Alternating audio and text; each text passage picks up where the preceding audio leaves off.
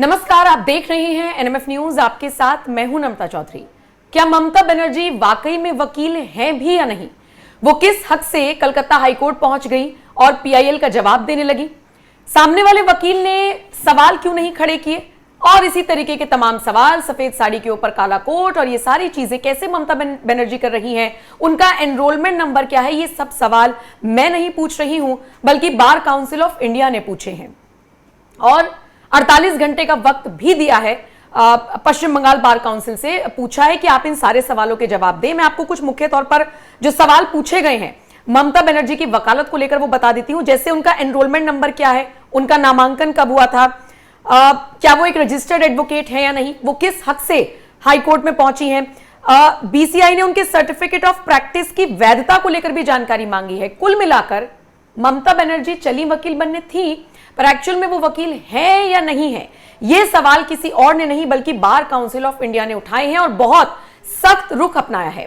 आज हम भी इसी पर चर्चा करेंगे और थोड़ा समझने की कोशिश करेंगे कि एक वकील को किन किन चीजों की जरूरत होती है वकालत करने के लिए, क्या ममता बनर्जी उस एलिजिबिलिटी में फिट बैठती हैं या नहीं, इन सारी चीजों पर हम चर्चा करेंगे। मेरे साथ मेरे वरिष्ठ सहयोगी पंकज प्रसून है, पार्थ उपाध्याय कानून विशेषज्ञ, दोनों का आपका स्वागत है। पार्थ जी, सबसे पहले तो आप ही की तरफ रुख करूंगी क्योंकि सवाल बार काउंसिल ऑफ इंडिया ने पूछा है और एनरोलमेंट नंबर वगैरह सब मांगा गया है, तो मुझे यह समझना है कि क्या ऐसा पॉसिबल है कि कोई वकील ना हो और वकालत करने के लिए पहुंच जाए? प्रैक्टिकली ऐसा पॉसिबल है?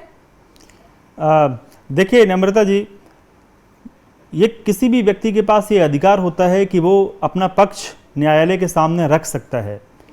सामान्यतः किसी वकील के थ्रू कोर्ट में अपीयर हुआ जाता है और यदि कोई व्यक्ति इन पर्सन आर्गूमेंट करना चाहता है, व्यक्तिगत रूप से कोर्ट के सामने उपस्थित होना चाहता है, तो कोर्ट से अनुमति लेके ऐसा वो कर सकता है। लेकिन इस पूरे मामले में सवाल कहाँ खड़ा होता है? सवाल तब खड़ा होता है जब ममता बनर्जी ब्लैक कोट और वाइट बैंड में पहन के अपीयर होती हैं। जो सफ़ेद बैंड एडवोकेट पहनता है वो बेसिकली उस पर्सन के लिए ऑथराइज्ड होता है, यानी कि एक रजिस्टर्ड एनरोल्ड एडवोकेट ही उस बैंड को पहन सकता है और वो केवल तभी पहनेगा जब वो कोर्ट के सामने अपीयर होता है। एडवोकेट एक्ट कानून बना है इस देश में जो एडवोकेट्स के आचरण को निर्धारित करता है। तो जिस बैंड की मैं बात कर रहा हूँ, जनरली आप सब देखते होंगे कि वकील कोर्ट में एक वाइट कलर का बैंड पहन के अपीयर होता है। तो ममता बनर्जी जब उस बैंड को पहन के अपीयर हुई तो सबने उनके ऊपर सवाल खड़ा करना जो है शुरू किया कि क्या ममता बनर्जी एडवोकेट हैं, क्योंकि इससे पहले वो सुप्रीम कोर्ट में भी अपीयर हो चुकी हैं। और जब सुप्रीम कोर्ट में अपीयर हुई तो उस समय आप देखेंगे उनका अटायर, उनका ड्रेस एक एडवोकेट की तरह नहीं था, क्योंकि वो उस समय एक एडवोकेट की तरह अपीयर नहीं हुई थी।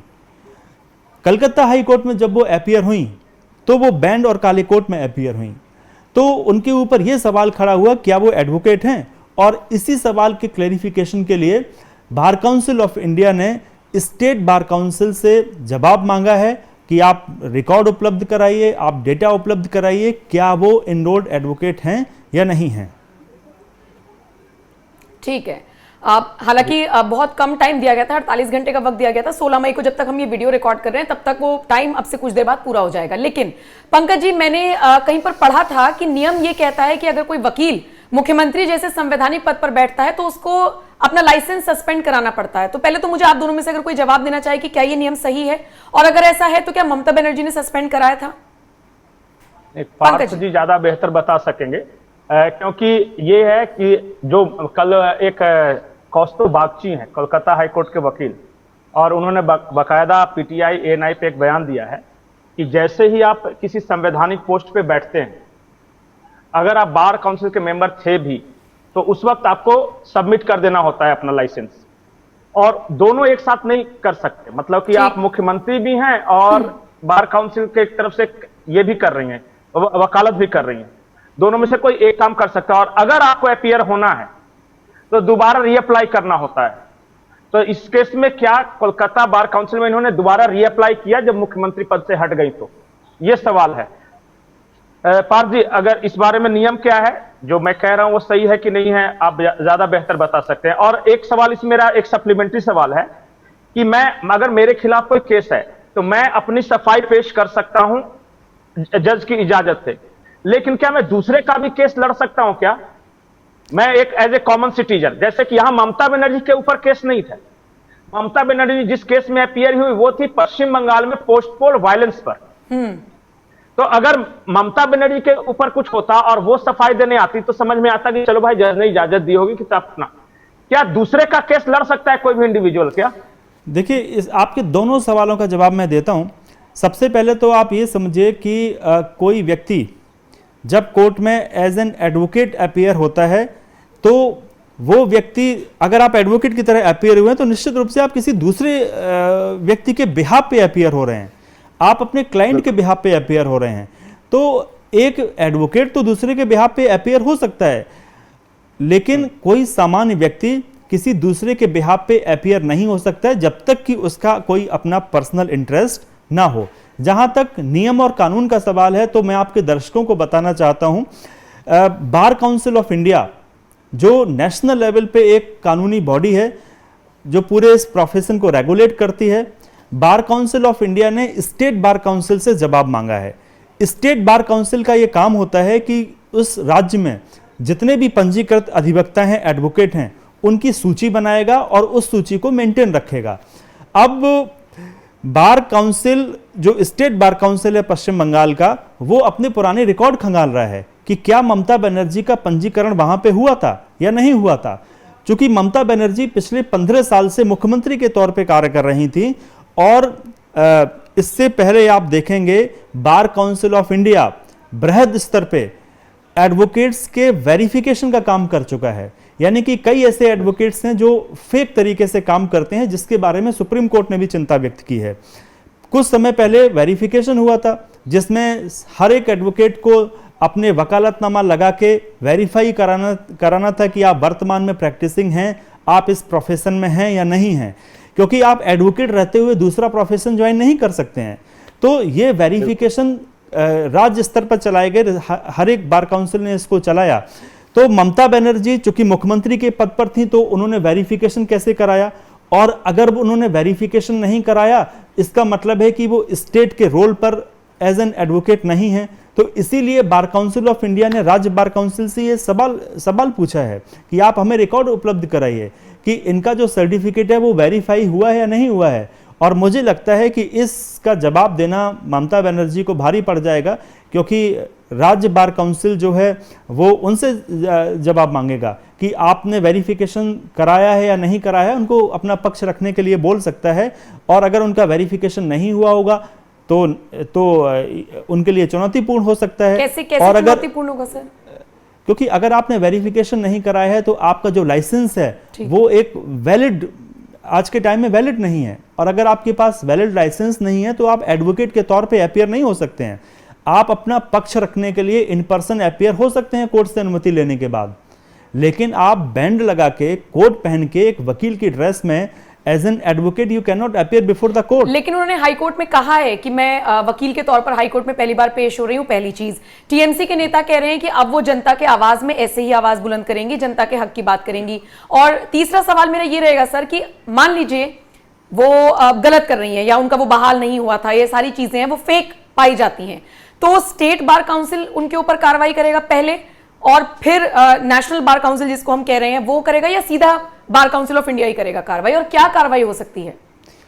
देखिए, ऐसा नहीं है कि ये कोई बहुत बड़ा आपराधिक मुकदमा चलेगा, लेकिन एडवोकेट्स के प्रोफेशन को गवर्न करने के लिए, उनको विनियमित करने के लिए, रेगुलेट करने के लिए, मैंने आपको बताया एडवोकेट्स एक्ट इस देश में है। और अगर आप कोई भी ऐसा काम करते हैं जो उस कानून के प्रावधानों से बियॉन्ड है तो इसको हम प्रोफेशनल मिसकंडक्ट बोलते हैं। अगर आप कोई भी प्रोफेशनल मिसकंडक्ट करेंगे तो इसकी सजा ये होती है कि आपका लाइसेंस जब्त कर लिया जाएगा। अगर आपका लाइसेंस जब्त कर लिया जाता है या आपके पास वैलिड लाइसेंस नहीं है तो आप उस कोर्ट में एज एन एडवोकेट अपीयर नहीं हो सकते। ममता बनर्जी के खिलाफ अगर मान लीजिए वैलिड डॉक्यूमेंट नहीं मिलते हैं, इसे प्रोफेशनल मिसकंडक्ट माना जाता है, तो उनके लाइसेंस को निरस्त किया जा सकता है अगर वैलिड लाइसेंस है, और अगर वैलिड लाइसेंस नहीं है तो उनको प्रोहिबिट किया जाएगा कि वो एडवोकेट की ड्रेस में अपीयर नहीं होंगी। क्योंकि जब आप एडवोकेट के तौर पे अपीयर होते हैं तो आपको वकालतनामा लगाना है, आपको अपीयरेंस सुनिश्चित करनी पड़ेगी। अगर आप एडवोकेट नहीं है तो आप ऐसा नहीं कर सकते हैं। बस इतना ही है सर इसमें, मतलब अगर लाइसेंस हुआ तो वो निरस्त हो जाएगा और नहीं हुआ तो कह दिया जाएगा कि आप वकील के तौर पे नहीं जुड़ेंगे। बिल्कुल। और फिर आगे ये देखा जाएगा, अगर आपने कोई फ्रॉड डॉक्यूमेंट लगाया है या आपने कोई ऐसा रिकॉर्ड कोर्ट के सामने प्रस्तुत किया है जो गलत है, जो फ्रॉडुलेंटली बनाया गया है, तो उसके खिलाफ फिर आपराधिक कार्रवाई होगी।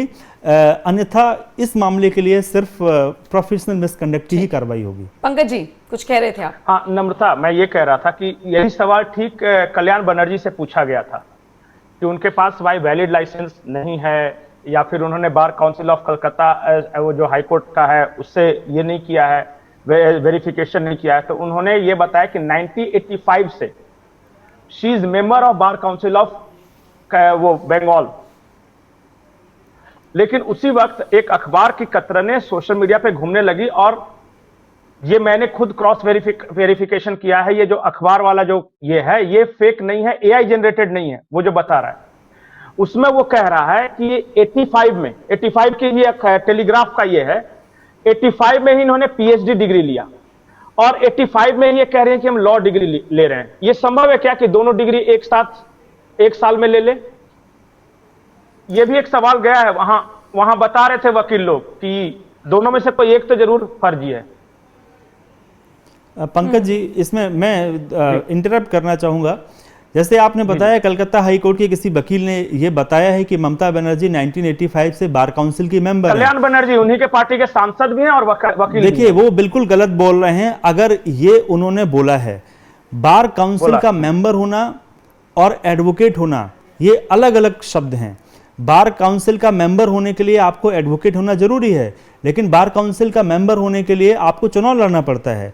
तो ममता बनर्जी मुख्यमंत्री के पद पर थी, वो बार काउंसिल का मेंबर नहीं हो सकती हैं। हाँ, अगर वो पंजीकृत अधिवक्ता थी, 1985 से पंजीकृत अधिवक्ता हैं, तो उनको अपना रिकॉर्ड दिखाना पड़ेगा कि आपका एनरोलमेंट कब हुआ था, आपके पास लाइसेंस कहाँ है, सर्टिफिकेट ऑफ प्रैक्टिस कहाँ है, आपका आई कार्ड कहाँ है, वो उनको बताना पड़ेगा।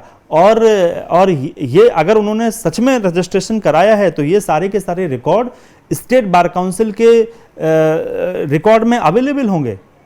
तो अब ये देखना पड़ेगा, जो उनके सांसद बता रहे हैं उसमें पूरी सच्चाई नहीं है, आंशिक सच्चाई हो सकती है जो भी सामने उभर के आ जाएगी।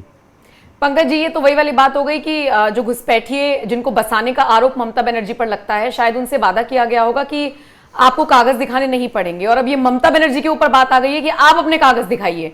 तो ये तो वो फंसती हुई नजर आ रही है। कागज तो दिखाने पड़ेंगे, कागज निश्चित रूप से दिखाने पड़ेंगे। तो जी पंकज जी बोलिए, क्या कह रहे हैं आप? नहीं, मैं ये कह रहा था कि ममता बनर्जी को तो जानते हैं पार्थ जी, वो सीधे कह दें कि मैं नहीं मानती, मैं बार काउंसिल का नहीं मानती। वो नहीं, तो जिस तरीके से वो मुख्यमंत्री के पद से भी नहीं हटना चाहती थी, वो इस्तीफा नहीं देना चाहती थी, लेकिन हटना पड़ा। अगर वो नहीं मानती हैं तो एडवोकेट के पद से भी उनको हटना पड़ेगा, अगर वो डिग्री नहीं दिखाएंगी, लाइसेंस नहीं दिखाएंगी। चलिए ठीक है, बहुत बहुत शुक्रिया आप दोनों का मेरे साथ जुड़ने के लिए। बाकी जो भी अपडेट्स आएंगे आप तक पहुंचाएंगे। आप अपनी राय हमें जरूर दीजिएगा और बाकी खबरों के लिए एनएमएफ न्यूज देखते रहिए।